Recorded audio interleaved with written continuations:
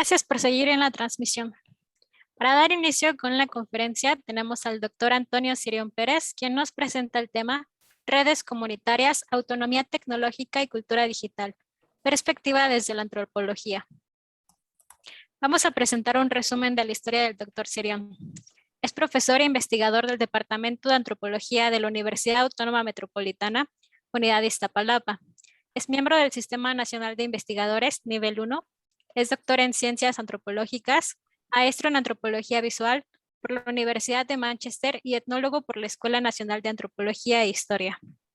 Es autor y coordinador de varios libros y artículos especializados en antropología visual, cine etnográfico, cultura urbana, antropología de los sentidos y las emociones. Desde 2006, ha sido programador de cine documental para festivales como Ambulante y DocsMX, además de gestor cultural, curador y jurado en diversos museos, muestras y certámenes de cine, foto y medios audiovisuales en diferentes países.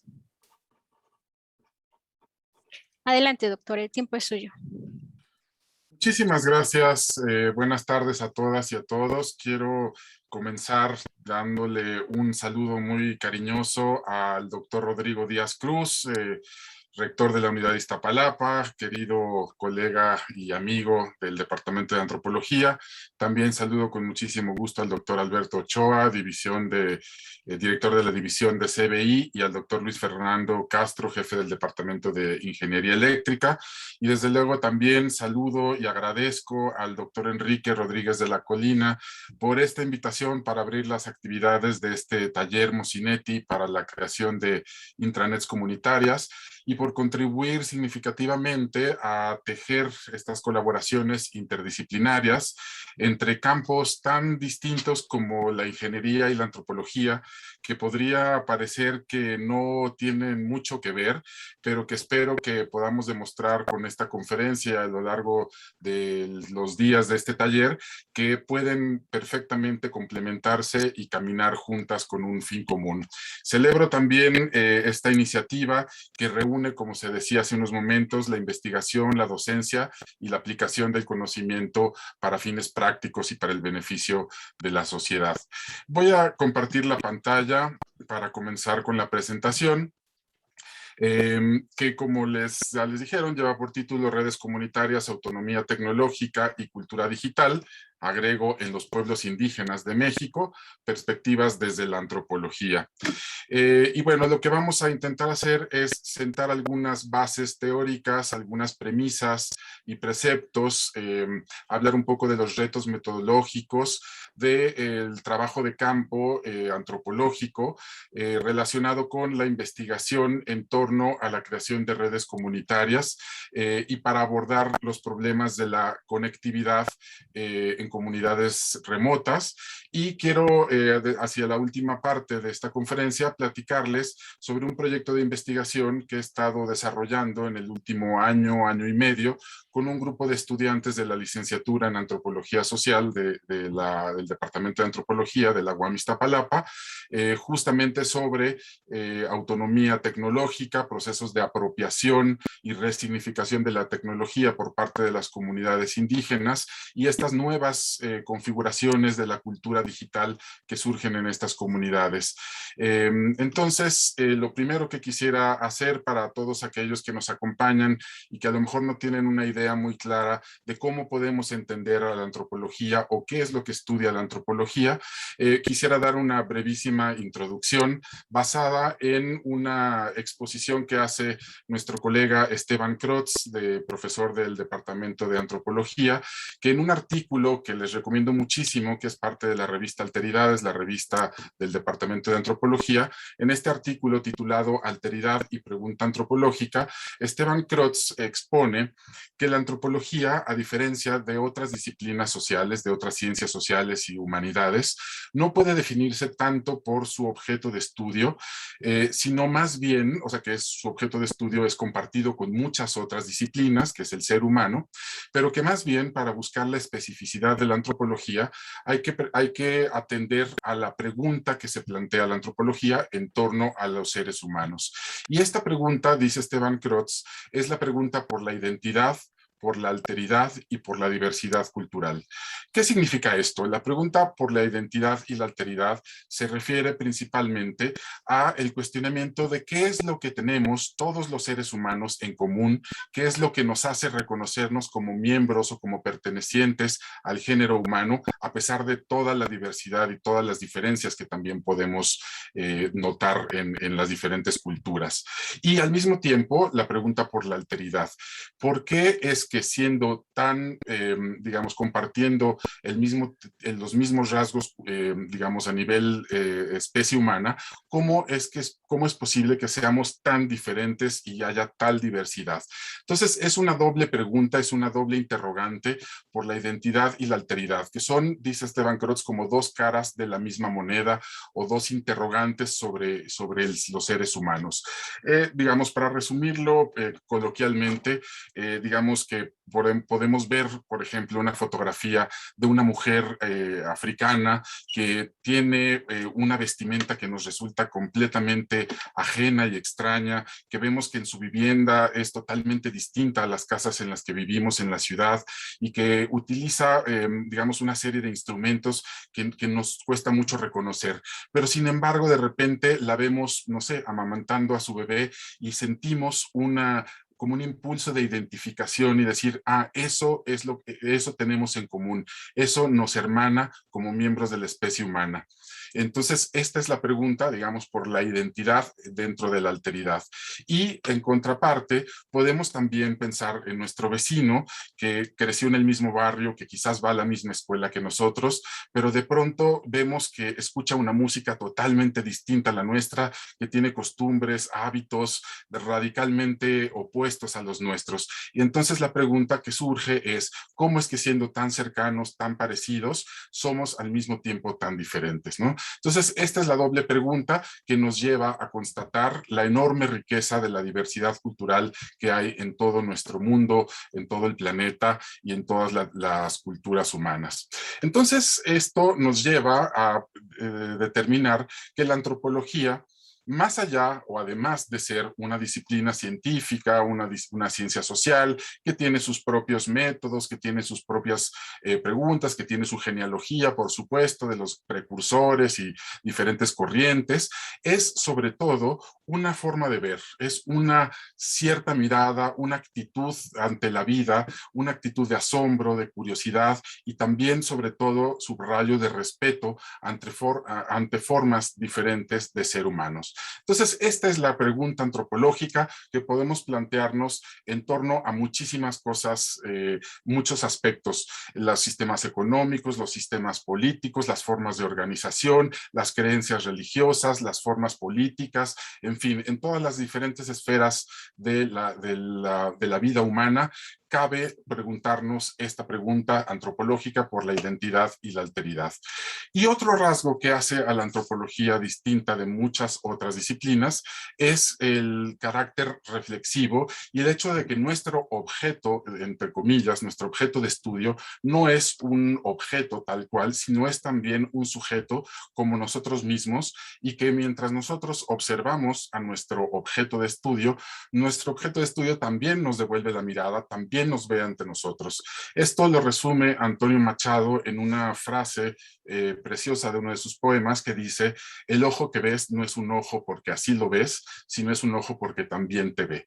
Entonces, esto nos habla también de lo delicado y de lo complejo que es la investigación antropológica, porque siempre estamos tratando con semejantes, con personas que tienen una dignidad, que tienen, digamos, una mirada también sobre nosotros y que también están al mismo tiempo mirándonos, observándonos y estudiándonos. Entonces, esto es un poco lo que podemos o lo que propongo entender en términos muy básicos y elementales lo que estudia la antropología.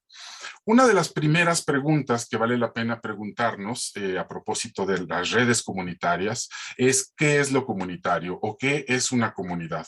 El diccionario, si atendemos a cualquier diccionario, a Wikipedia, podemos encontrar una definición de comunidad que nos refiere a un grupo social o un conjunto de personas que viven juntos juntas bajo ciertas reglas o que tienen o que comparten los mismos intereses.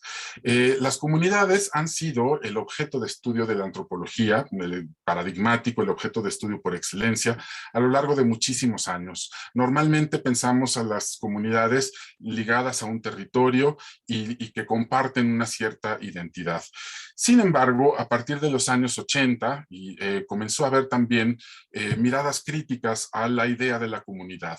Una de las primeras llamadas de atención que nos pusieron en tela de juicio, que empezaron a cuestionar la idea de la comunidad como una entidad perfectamente cerrada, coherente, con miembros integrantes que la integran y otros que no, es Benedict Anderson, que en 1983 publicó un libro que fue un parteaguas muy importante en la antropología, que se llama Comunidades Imaginadas o La Comunidad Imaginada.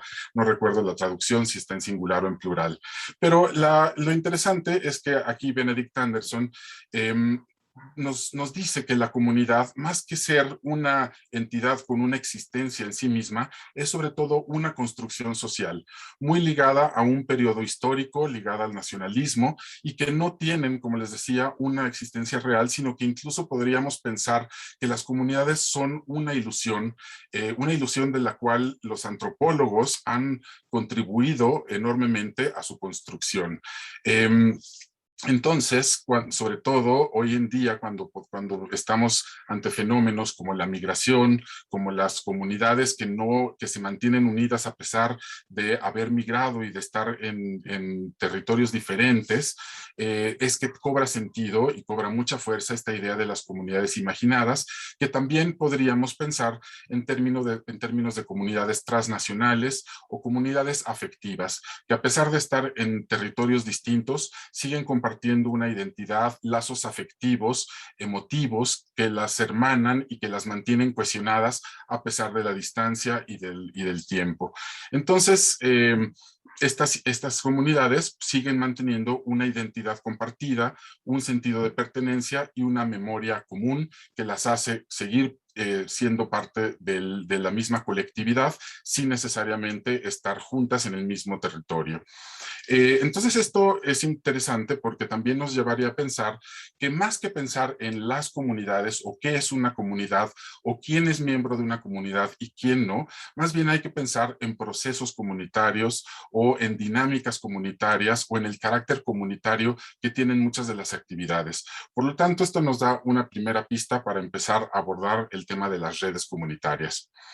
Este cuestionamiento que se comenzó a hacer a la idea de la comunidad cobró fuerza un par de décadas después con autores como Bruno Latour, que a partir de un libro muy importante que se llama Reensamblar lo Social, que tengo por aquí en su versión en español y en su versión en inglés. No sé si alcanzan a ver mi pantalla, pero bueno, es un libro fundamental que también representa un parteaguas para las ciencias antropológicas y humanas en general, con una postura abrevando de estas ideas, de estas críticas a la idea de lo comunitario, se fue un paso más allá para decir que lo social no existe de antemano, que lo social se hace y se deshace constantemente a partir de las diferentes asociaciones, de las redes de vínculos que establecen unas personas con otras, y no solamente entre las personas, sino que Bruno Latour agrega a una serie de objetos y de cosas materiales con las que también establecemos vínculos de carácter social. Esto en un primer momento fue un poco desconcertante, cómo es que los objetos también tienen una vida social, pero poco a poco se fue asentando en las ideas y ganó lugar en la aceptación de las teorías antropológicas. Entonces, más que pensar en comunidades perfectamente cohesionadas con miembros activos y miembros que no pertenecen a esa comunidad, lo que hay que pensar más bien es en procesos continuos de integración y desintegración de grupos y colectividades humanas, que establecen conexiones efímeras y cambiantes que todo el tiempo están recomponiéndose y reensamblándose. Entonces, estas redes de actores humanos y no humanos, como diría Bruno Latour, ¿no? De personas y de objetos, forman lo que él llama también, y aquí ya nos empezamos a acercar un poco más a la jerga de la ingeniería, forman ensamblajes sociotécnicos, redes de actores humanos y no humanos que forman comunidades o que forman redes efímeras y cambiantes. Y esto también tiene que ver con una otra propuesta de otro pensador muy importante, Arjuna Padurai, hindú, que habla de la vida social de las cosas también desde la década de los 80. Las cosas, como decía también Bruno Latour décadas después, tienen una vida social, nos permiten hacer cosas o nos impiden hacer ciertas cosas. Son parte de nuestro entorno, no solamente como un telón de fondo, sino que son actores no humanos que de alguna manera nos facilitan o nos complican los objetivos que nos planteamos como grupos humanos. Entonces, es importantísimo, gracias a estos autores, la incorporación de los objetos o de las cosas materiales, de la cultura material, como parte de lo que se consideran redes sociales. Esto nos lleva de manera directa a pensar en tecnología. El concepto de tecnología es muy interesante, tiene una larguísima historia en el pensamiento occidental desde los filósofos griegos, pero nuevamente si nos vamos a las definiciones de Wikipedia o de cualquier diccionario, podemos ver que la caracterización de la tecnología más comúnmente aceptada se refiere a los conjuntos de conocimientos y técnicas que se aplican de manera ordenada para alcanzar determinado objetivo o para resolver un problema. Tienen una finalidad práctica, ¿no? Operativa. El término técnica viene del griego techne, que se refiere a los procedimientos o los recursos, a las destrezas o las habilidades que se usan de una manera determinada y que justamente requieren o que se desarrollan también a través de la práctica y de la habilidad. Entonces, digamos, esta sería la concepción antropológica más básica, más primordial de lo que es la tecnología. Y lo que me interesa mucho señalar también en esta charla es que normalmente solemos vincular la idea de la tecnología con las nuevas tecnologías, con los desarrollos contemporáneos de aparatos modernos, tecnocientíficos, que muchas veces tienen que ver con las telecomunicaciones, con la construcción de redes digitales, pero también es importante considerar en una concepción amplia de la tecnología también a conjuntos de saberes, de conocimientos de diversa índole. Por ejemplo, hay autores que hablan de tecnologías del gusto para hablar de recetas o de formas de cocinar los alimentos típicas de alguna región o de otra. Podemos también pensar en tecnologías arcaicas, ancestrales o tradicionales que siguen vigentes aún hoy en día y que son parte de nuestra vida tecnológica.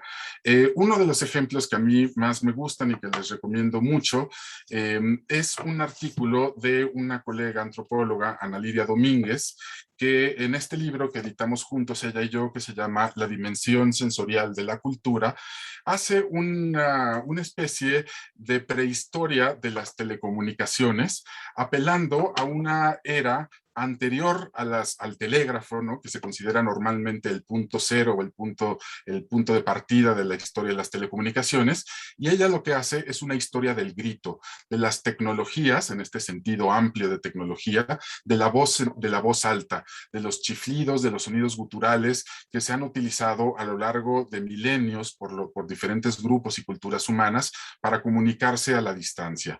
Entonces, esto nada más es como un ejemplo, como un contrapeso, para no pensar siempre necesariamente en tecnologías relacionadas con el Internet, con las redes digitales, sino que podemos también pensar en tecnologías de una manera mucho más amplia y con una concepción que nos ayuda a entender su valor en nuestra vida cotidiana.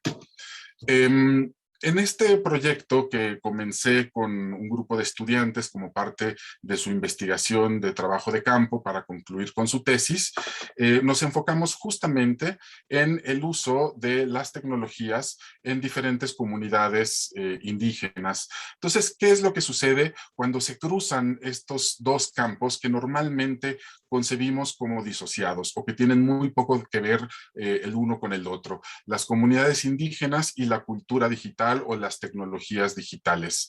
Por un lado, nos solemos asociar a los mundos indígenas con el pasado, con la naturaleza, con las zonas rurales, con los usos y costumbres, la sabiduría tradicional y con experiencias locales y que son sobre todo conservadoras. Y al contrario, solemos asociar a las tecnologías de la información y la comunicación, a las TIC, con el futuro, con las innovaciones, con la ciencia, con la globalización y con la transformación social de las ciudades modernas. Sin embargo, cuando empezamos a encontrar cruces entre estos dos campos, vale preguntarnos cuál es el impacto, qué es lo que sucede cuando vemos el uso de tecnologías en diferentes comunidades indígenas. Por supuesto que podemos notar y pueden quizás resaltar en un primer momento algunos aspectos negativos, ¿no? Como las grandes empresas o las tecnologías de comunicación llegan a instalarse en estas comunidades, como se habló, por ejemplo, durante mucho tiempo, el impacto de las telenovelas en las comunidades indígenas, ¿no? Como las pensábamos como receptoras poco críticas de estos contenidos, o por ejemplo ahora cómo vemos el impacto de Facebook o de YouTube en todas estas comunidades que de alguna manera van dañando, van minando su tejido social comunitario, digamos, hay un proceso de transformación acelerada y no, digamos, no emanado de sus propios intereses, sino más bien impuesto desde fuera. Sin embargo, también podemos encontrar o también podemos pensar en impactos muy positivos en estas comunidades o en este cruce de campos. Y sobre todo es donde nos hemos tratado de enfocar en este proyecto de investigación, es pensar en el potencial que tiene el uso de las tecnologías cuando se aplican en estas comunidades indígenas, no como servicios, sino sobre todo como un derecho o como recursos propios que las comunidades adoptan y que también transforman y resignifican para lograr sus propios fines y sus intereses. Muchas veces esta apropiación tecnológica o estos procesos de autonomía tecnológica están íntimamente vinculados con proyectos educativos, interculturales, con luchas por la defensa del territorio o por las luchas por la autonomía de los pueblos originarios y pueblos indígenas. Entonces, esto es lo que nos interesa estudiar a los estudiantes con los que estamos trabajando desde hace un tiempo. Queremos observar y documentar y describir estos procesos de apropiación tecnológica y de los diferentes medios de comunicación comunitarios. Procesos o experiencias como radios comunitarias, colectivos de video indígena, nuevas redes de telefonía celular comunitaria, como las que han surgido en Oaxaca con mucha fuerza en los últimos años, proyectos de intranets como los que van a estar ustedes aprendiendo ahora, pero desde las comunidades indígenas, o el desarrollo de software libre o traducción de aplicaciones digitales a diferentes lenguas indígenas. Esto es importante notar que en los últimos 15, 20 años han surgido un montón de iniciativas en los pueblos indígenas que han formado ya un movimiento importante en México y en América Latina, y que cada vez van cobrando más fuerza y que justamente nos ayudan a ver el gran potencial que tiene una adecuada aceptación y adopción de las tecnologías de la comunicación y de la información por parte de estas comunidades, que podemos ubicar algunos de los casos más sobresalientes en Oaxaca, en Chiapas o en otros estados como Guerrero, Puebla o Michoacán. También nosotros nos acercamos y nos aliamos con diferentes organizaciones como las que también están apoyando este taller, por ejemplo Redes AC, Eric Huerta mañana dará la conferencia, él pertenece a esta organización muy importante que se llama Redes por la Diversidad, la Equidad y la Sustentabilidad AC. Rizomática también ha jugado un papel importantísimo en las telecomunicaciones comunitarias. TIC-AC, Telecomunicaciones Indígenas Comunitarias, que es justo el conglomerado de comunidades indígenas que formaron una persona moral para poder ejercer su derecho a la comunicación y a la telefonía comunitaria. Y también nos hemos apoyado en varias iniciativas que estas organizaciones han lanzado, como Tequio Comunitario, que es un proyecto de formación de comunicadores indígenas, y hay una naciente red de intranets comunitarias que está empezando a cobrar muchísima fuerza para generar, producir, intercambiar y resguardar materiales comunitarios de diversa índole, audiovisuales, sonoros, bibliográficos, multimedia, etcétera. Entonces, estos son algunos de los campos teóricos que se cruzan y en los que nos apoyamos, ¿no? La antropología visual, la cultura digital, la soberanía tecnológica, que es uno de los conceptos más importantes, la comunicación comunitaria, los medios indígenas, los procesos identitarios y las culturas juveniles también al interior de las comunidades indígenas, que son los actores que más han empujado estos procesos de apropiación y de autonomía tecnológica. Uno de los conceptos que les decía más fuertes de cabecera en los que nos hemos apoyado es la idea de la soberanía tecnológica, que autores como Alex H. han definido, brevemente les comento, como tecnologías desarrolladas desde y para la sociedad civil que intentan crear alternativas a las tecnologías comerciales. Sus acciones prueban ceñirse a imperativos de responsabilidad social, transparencia e interactividad, y fomentan la transformación social a través del empoderamiento de sus participantes, y también apuestan por el cooperativismo, el trueque o el intercambio. Esta es una definición, digamos, no total, que no cierra por completo la idea de la soberanía o la autonomía tecnológica, pero que nos da algunas pistas para entender de qué se tratan estos procesos. Con esto en mente, lo que hemos intentado hacer es justamente trascender una idea muy común cuando en los estudios sobre tecnología, que es el determinismo tecnológico, que básicamente supone que la tecnología, cuando se adopta, impone y termina por transformar los modos impone modos de uso a los usuarios y termina por transformar la cultura de los usuarios. Nosotros más bien ponemos el acento, o nos interesa resaltar la agencia de los sujetos que se apropian de la tecnología y los procesos identitarios que surgen a partir de este proceso. Entonces, justamente nos interesa ver el papel de los jóvenes, de las mujeres, el carácter político que tiene esta apropiación y cómo genera autodeterminación, autonomía y, en última instancia, procesos de descolonización y de soberanía.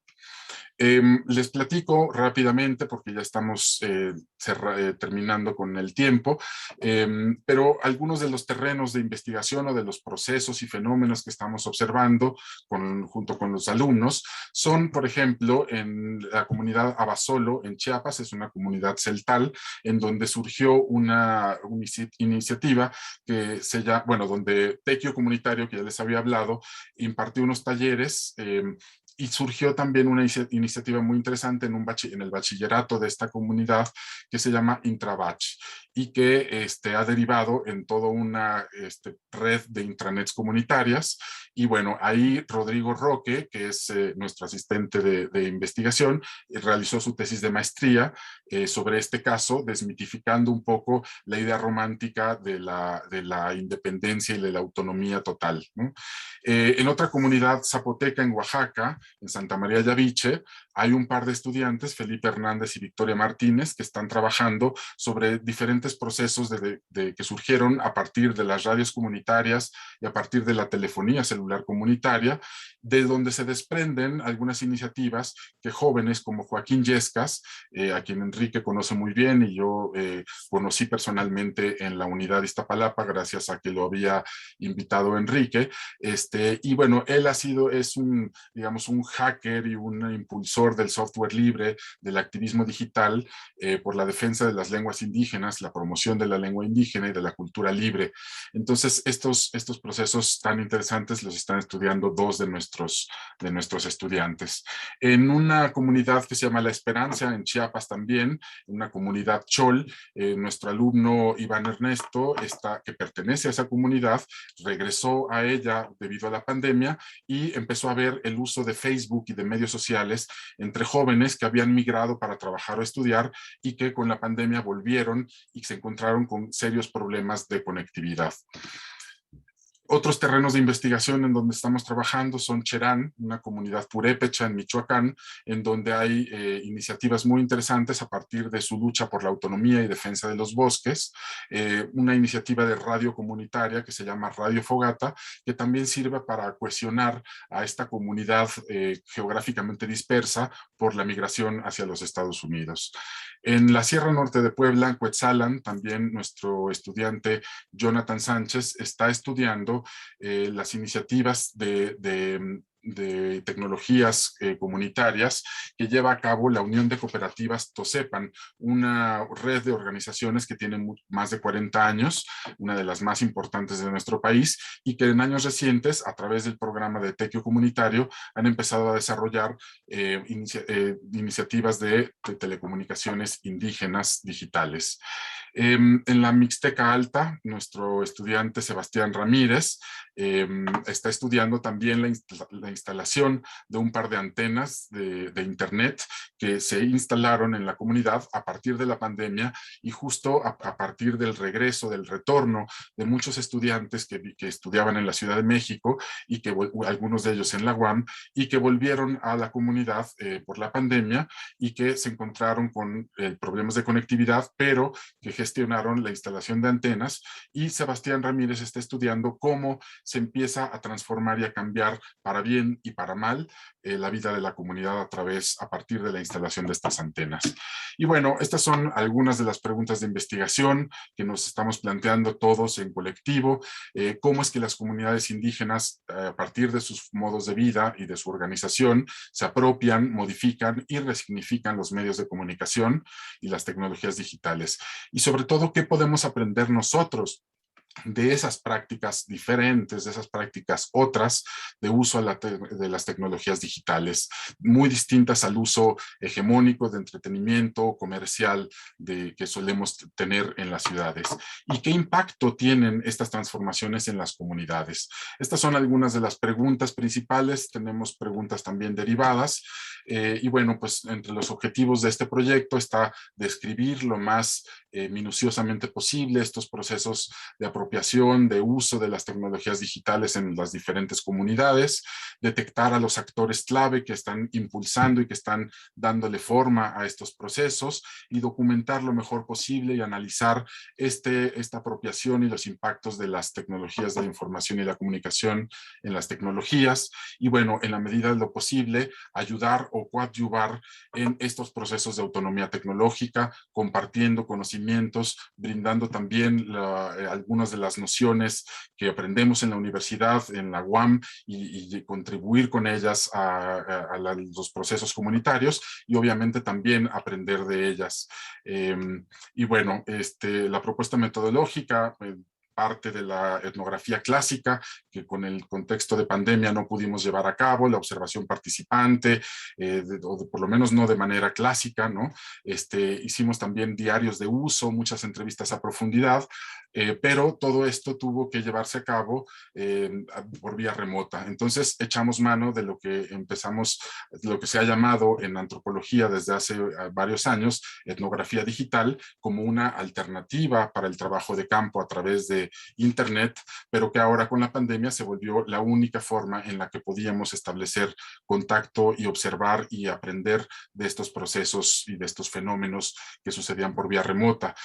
Siempre también tratamos de trabajar de manera colaborativa, siempre dándole voz, escuchando y dándole entrada a los sujetos con los que trabajamos en el propio diseño de la investigación, y bueno, también con algunas metodologías y estrategias como la autorrepresentación audiovisual, las videocartas, etnobiografías. Ahora no tengo tiempo de entrar en estos métodos y técnicas, pero bueno, estas son algunas de las que usamos. Y bueno, principios éticos fundamentales, ¿no? Como la horizontalidad, la reciprocidad, la reflexividad y lo que llamamos la investigación-acción. No nada más observar desde lejitos, sino también intentar aportar algo y tratar de intervenir de una manera que resulte positiva y que coadyuve en la búsqueda de los fines de acuerdo con los intereses de las comunidades. Y bueno, ya les había platicado un poco del plan de contingencia ante la pandemia, cómo tuvimos que echar mano de la etnografía digital, de las entrevistas a distancia, grupos focales virtuales, etcétera, una serie de métodos y técnicas.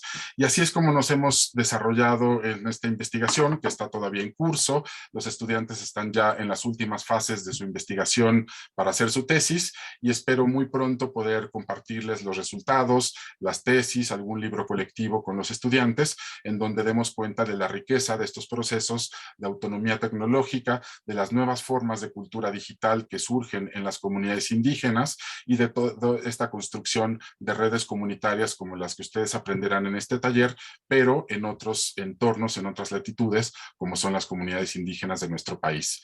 Bueno, con esto termino.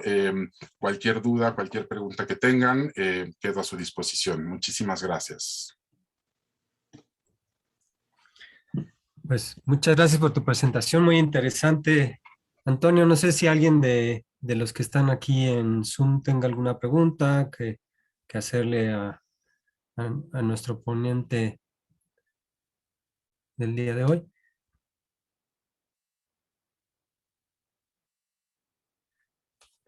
¿No? Bueno, Antonio, de hecho, a mí me gustaría preguntarte que en tu experiencia, ¿cuál ha sido el impacto de la fusión del análisis social que has hecho en las comunidades con la inclusión digital? O sea, ¿en qué impacta en cada una de las comunidades donde apenas está llegando el Internet o que lo tienen solamente Sí, algunos profesor, sectores? preguntan. Sí, espera, permíteme, Diego. No Si sé si se quieren, escucha. Sí. si quieren, intento contestar a tu pregunta, Enrique, que no es nada sencilla, y después podemos ver la que nos hacen a través del chat. Es muy difícil hacer una valoración, digamos, o una evaluación final, ¿no?, de estos procesos. Creo que antes de hacer un juicio sobre si son positivos o son negativos, que quizás es una de las tentaciones, ¿no?, de las tendencias más comunes, ¿no?, decir, han sido fatales el impacto de las nuevas tecnologías o de la cultura televisiva en las comunidades indígenas. Más que hacer una valoración, creo que primero hay que describirlas, hay que entenderlas, observarlas muy bien, escuchar la propia interpretación de los personajes involucrados en estos procesos, entender qué significado les dan ellos a estos procesos, cómo han afectado o trastocado para bien o para mal su vida cotidiana, pero sobre todo escucharlos a ellos en su valoración. Y me parece que en general se han despertado procesos identitarios en muchas de estas comunidades que han, digamos, derivado en, digamos, un cierto revaloración de su propia identidad cultural, ¿no? De sus culturas ancestrales, de las lenguas indígenas, de muchos saberes tradicionales que lejos de contraponerse con las nuevas tecnologías, se refuerzan, ¿no? Las nuevas tecnologías se han vuelto un vehículo para digamos, para la revaloración de sus culturas tradicionales, ¿no? Entonces, yo te digo que sí podemos sin duda encontrar algunos impactos que podríamos valorar como negativos, ¿no? Que muchos de los ancianos o de los adultos se quejan de que los jóvenes ahora están todo el tiempo pegados a la pantalla y viendo sus teléfonos en lugar de participar de las fiestas tradicionales. O sea, sí hay, digamos, una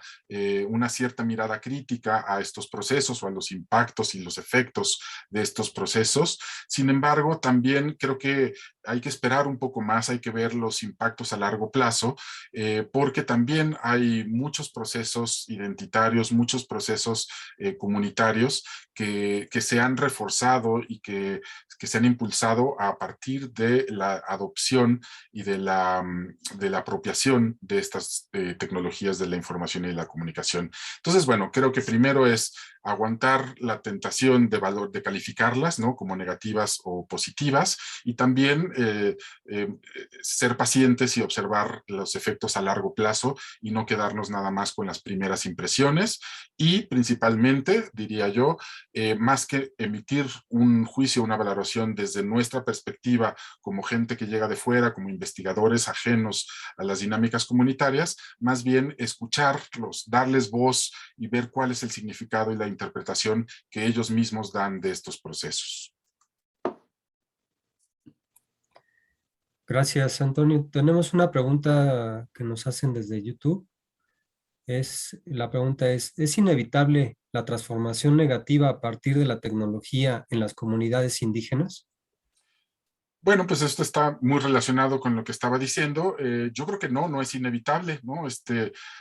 Yo creo que hay transformaciones, algunas positivas, algunas no tan positivas en estas comunidades, pero como les decía, pues hay que evitar ser maniqueos y decir todo el impacto es negativo o tampoco es la panacea, ¿no? Esto tampoco es como la solución a todos los problemas que tienen las comunidades, ¿no? Entonces, me parece que sobre todo lo que es importante es que estos procesos surjan por iniciativa propia de las comunidades, que la adopción, que el acercamiento al uso de las tecnologías provenga de sus propias necesidades, de sus propios intereses y no vengan de fuera, ¿no? Que no llegue alguien a imponérselos o a vendérselos, ¿no? Y yo creo que en esa medida, ¿no? En la medida en la que ellos sean agentes y sean, digamos, los actores que tomen la iniciativa de acercarse a las tecnologías, los impactos van a ser menos negativos. Y también es muy importante vernos en el espejo, ¿no? Porque hay muchas comunidades que han dicho, bueno, sí queremos que haya teléfonos, sí queremos que haya redes comunitarias, pero no queremos que como en las culturas urbanas, todo se vuelva tecnológico y todo se vuelva mediado por las pantallas, ¿no? Entonces, también ellos nos devuelven una mirada autocrítica, ¿no? A nosotros de cómo nosotros no tuvimos tal vez esta capacidad de ir adoptando poco a poco, adoptando algunas cosas sí y otras no. A nosotros, digamos que nos llegó y nos llegó la marea y no hubo manera de que no nos arrastrara, ¿no? Llegan las grandes compañías de telefonía celular, llegan los proveedores de internet y el que no queda conectado, el que no se adopta estas tecnologías, de alguna manera queda relegado, queda discriminado, ¿no? Entonces, yo creo que la oportunidad que tienen las comunidades indígenas es justo de adoptar críticamente algunos aspectos, otros no, y sobre todo de resignificarlas y decir, sí vamos a adoptar internet, pero no para estar nada más viendo videos de YouTube, sino lo vamos a usar para hacer una intranet comunitaria, vamos a resguardar nuestros conocimientos, vamos a nuestros saberes, nuestras enseñanzas para los jóvenes, para las nuevas generaciones, que sea una herramienta de sabiduría, una herramienta de valoración de la tradición. Entonces yo creo que las comunidades están teniendo una oportunidad que nosotros tal vez no tuvimos y creo que nosotros tenemos muchísimo que aprender de los modos en los que estas comunidades están resignificando las tecnologías. Entonces yo creo que sí, no es inevitable los efectos, las transformaciones negativas, pero tampoco es que puedan evitarse del todo, ¿no? O sea, yo creo que es un proceso complejo con aspectos positivos y otros no tanto. Sí, me parece muy interesante el punto cuando comentas que es importante no imponer, es importante no como llegar invasivos en estas comunidades, lo hemos vivido también desde la parte tecnológica, eh, que es muy importante respetar lo que ellos opinan y lo que ellos sienten de esa tecnología y qué parte de esa tecnología quieren adoptar. Creo que eso es algo muy importante, lo que es el respeto a lo que puedan tener en esas comunidades. Sí, rector Rodrigo. Bueno, sí, primero agradecerle al doctor Cirión su magnífica conferencia y solo complementar algo que él ha señalado y hacerle una pregunta al doctor Cirión. Es las relativas que muchas veces vemos o concebimos a la tecnología como si fuera una piedra dura o algo así que impacta una masa más o menos pasiva, más o menos inerte, como si fuera un cristal y que lo rompe o no lo rompe dependiendo de la fuerza con que se avienta esa piedra. Entonces, y creo que la conferencia del doctor Cirión es muy importante en el sentido de que, desde luego, ese taller que ustedes están desarrollando a lo largo de esta semana, pero que ya tiene mucho tiempo y que puede ser muy importante para, como yo decía, reducir desigualdades, en este caso desigualdades digitales. Tenemos que pensarlo necesariamente de un modo complementario a cómo la gente se apropia, cómo la gente, como bien ha dicho el doctor Cirión, resignifica eso para sus propios fines, para sus propios objetivos, como un movimiento indígena, como en un pueblo, por ejemplo, y el doctor Cirión lo conoce muy bien, se han instrumentado, gracias a los recursos digitales, radios comunitarias, ¿verdad? Entonces yo le pediría, el doctor Cirión conoce perfectamente eso, o también las propias imágenes que los grupos, y no necesariamente indígenas, pueden ser aquí en los barrios de Iztapalapa, como a través de la fotografía digital de nuestros celulares, la gente resignifica su propia vida, da un sentido nuevo a su forma en que se concibe a sí misma y cómo concibe a los demás. Tal vez el doctor Cirión pudiera abundar sobre estas formas de apropiación como radios comunitarias o fotografía digital, con la que la gente se está modificando también para bien muchas veces, no siempre, su propia forma de vida. Gracias. Claro que sí, muchísimas gracias por la pregunta, Rodrigo. Sí, por supuesto, yo trataba de hacer énfasis, quizás faltó un poco más como de insistencia en ello, ¿no? De que nosotros adoptamos una visión contraria al determinismo tecnológico, que sería un poco esta idea de la tecnología como una piedra dura que impacta, ¿no? Nosotros confiamos, creemos en la capacidad, en el poder, en la agencia de la gente para transformar a la tecnología, o digamos para impactar a la tecnología y modificarla, ¿no? Y adaptarla y adoptarla, ¿no? De acuerdo con los propios intereses de las comunidades y no de acuerdo con intereses ajenos, comerciales o políticos, ¿no? Entonces, más que pensar que la tecnología impacta positiva o negativamente a las comunidades, más bien estamos viendo cómo las comunidades impactan, transforman y modifican a las tecnologías y las adoptan a su manera. Y bueno, este proceso se ve muy claramente, como decía el doctor Rodrigo Díaz, en la creación de redes de radios comunitarias que en un primer momento y en la historia reciente de nuestro país, en los años 90 más o menos, el Instituto Nacional Indigenista montó en un proceso de transferencia de medios, ¿no? de transferencia de medios y tecnologías a las comunidades. Se montaron un montón de radios comunitarias, radios indígenas en diferentes puntos del país, para que los propios pueblos pudieran ejercer su derecho a la comunicación en su propia lengua y de acuerdo con sus propios intereses.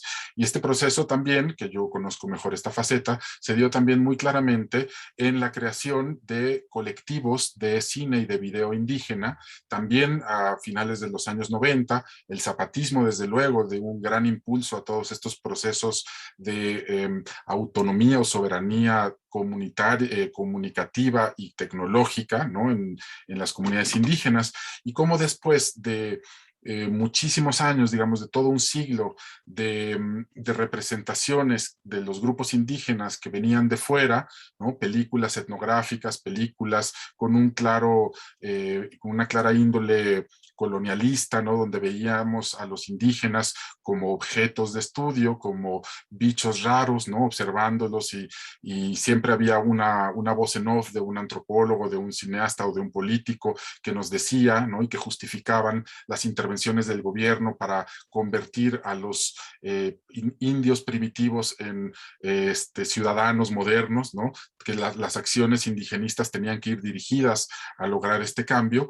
Poco a poco, las comunidades indígenas fueron retomando algunos de estos elementos para su autorrepresentación. Es decir, ya no queremos, ya no necesitamos, ya no nos basta que llegue gente de fuera para vernos, observarnos y hablar de nosotros, sino que ahora nosotros mismos queremos presentarnos o autopresentarnos, autorrepresentarnos y generar nuestras propias conjuntos de imágenes, de imaginarios y de representaciones. Entonces, esto es muy claro en las radios comunitarias y también en los colectivos de video indígena y comunitario. Pero ahora lo interesante también es que más allá de la separación, digamos, por diferentes medios, ¿no? Ya no solo está la radio, ya no solo está el video, sino que ahora con la convergencia digital, todos estos canales, todos estos medios de comunicación están integrados, están conglomerados en dispositivos como el teléfono celular o como el internet, ¿no?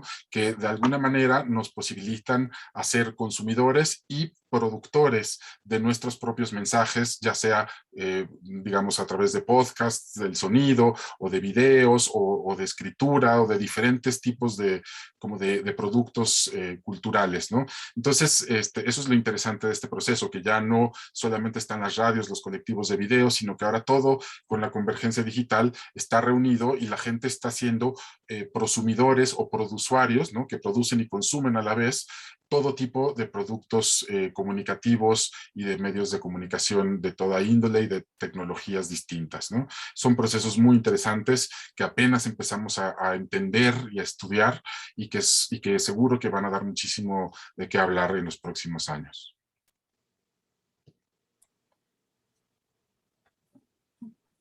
Antonio, quisiera preguntarte por último, porque ya tenemos poco tiempo, ¿qué relación verías tú entre esa interacción que has observado en las comunidades indígenas con comunidades urbanas en las ciudades y sobre todo ligarlo a Latinoamérica y el Caribe, que es pues el foro realmente al que queremos llegar para que todos nos vayamos involucrando en el desarrollo, al menos en la parte tecnológica, en el desarrollo para poder tener una América Latina conectada y que podamos tener nuevas alternativas de intercambio cultural, como bien tú lo decías, que era importante mantener en cada una de las comunidades. Muchísimas gracias, Enrique. Excelente pregunta, porque sí, en efecto, nosotros pusimos, digamos, el ojo en estas comunidades indígenas más o menos tradicionales, en donde están viviéndose estos procesos de autonomía tecnológica, pero estos mismos procesos también se dan en pequeñas comunidades, en barrios, en las grandes ciudades, en la Ciudad de México. Hay radios comunitarias, radios universitarias, colectivos de medios libres, ¿no? Que donde también hay muchísimas riquezas en estos procesos de apropiación de la tecnología y donde también se establecen vínculos muy importantes con las comunidades indígenas. Entonces, casi siempre estos procesos que ocurren en las comunidades indígenas también son detonados, ¿no? Por agentes que de alguna manera coadyuvan en estos procesos, ¿no? Como que no surgen de la nada. Debemos de dejar de pensar en las comunidades indígenas como si vivieran en burbujas aisladas y como si no tuvieran conexión con la cultura a su alrededor, con la cultura global, con las culturas urbanas.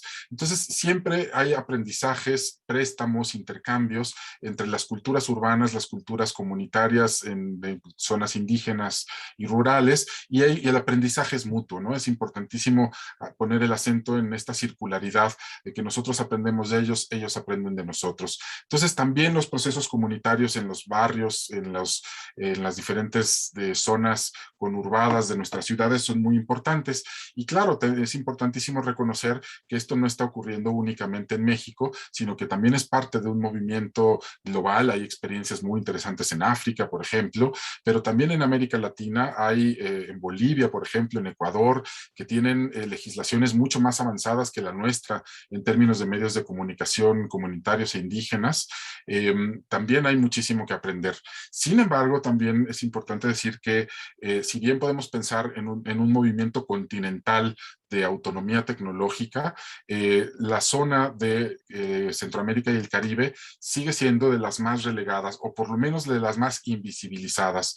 Francamente, yo conozco muy pocas experiencias o casi ninguna experiencia en estas zonas, aunque por supuesto el ingenio que ha surgido en Cuba, por ejemplo, ¿no? Ante el bloqueo y ante procesos de aislamiento literalmente de la isla, la iniciativa del reuso, reempleo de tecnologías y de darles nueva vida y nuevos sentidos, también es muy, muy interesante, pero se conocen muy poco o se ven muy poco, ¿no? Entonces creo que ahí también es muy importante, después de tratar de entender estos procesos en nuestro propio territorio mexicano, voltear a ver otras experiencias a nivel continental en América Latina y poner el foco en estas zonas que normalmente están más oscurecidas o opacadas, ¿no?